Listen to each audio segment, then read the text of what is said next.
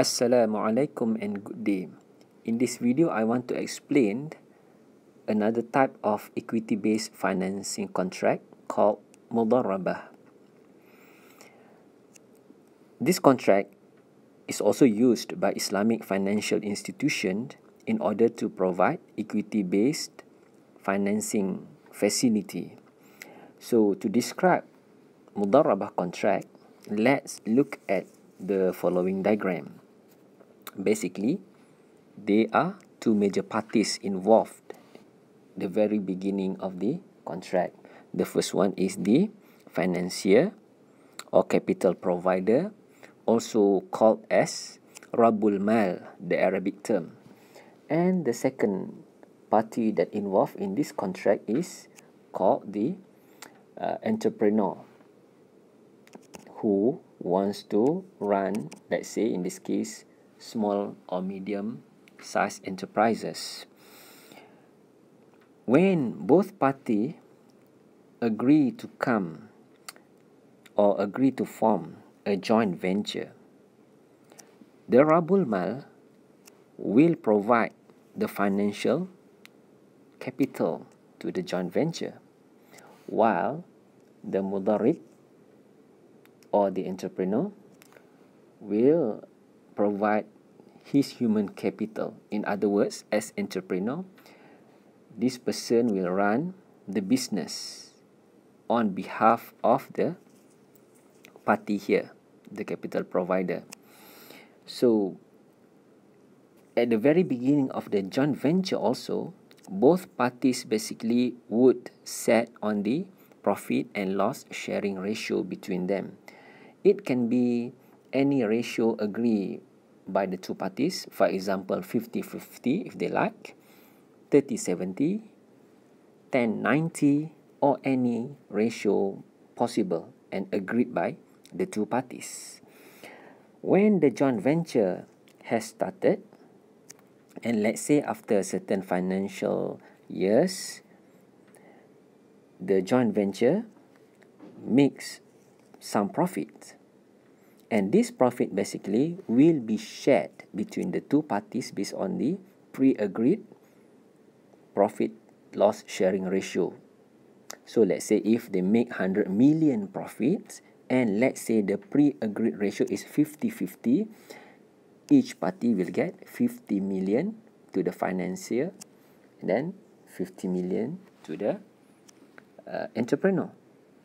On the other hand, in the case of loss, under Mudharabah contract, we will find that the capital provider, the Rabul Mal or the financier, will lose the financial investment made. So this is loss to the financier, while to the entrepreneur, he will lose his efforts, his human capital. So here we can see under the Mudharabah contract, both parties basically share some risk in the investment that they make. Some people ask whether, in the case of loss, it is unfair because it is just the financier who will bear the financial loss, while the entrepreneur just bear the human capital loss.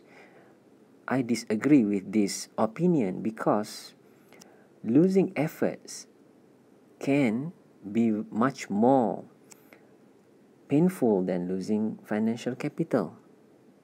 Can you imagine if we have put our full effort, for example, in running a business, but at the end of the financial year, we incur loss, and to make matter worse, we have to shut down the company.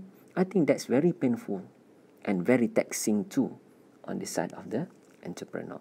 Therefore, under Mudharabah, risks are shared between the two parties. And for the application on the Islamic financial system, the financier here can be the Islamic bank. Under Mudharabah, the Islamic bank also has to bear some risk when they come into this joint venture. For comparison, under the conventional system, whenever somebody wants to start a business, the entrepreneur wanted to start a business, he would approach the conventional bank, and basically it is not based on a partnership or Mudharabah contract like this. Rather, it is just a loan given by the financier to the entrepreneur.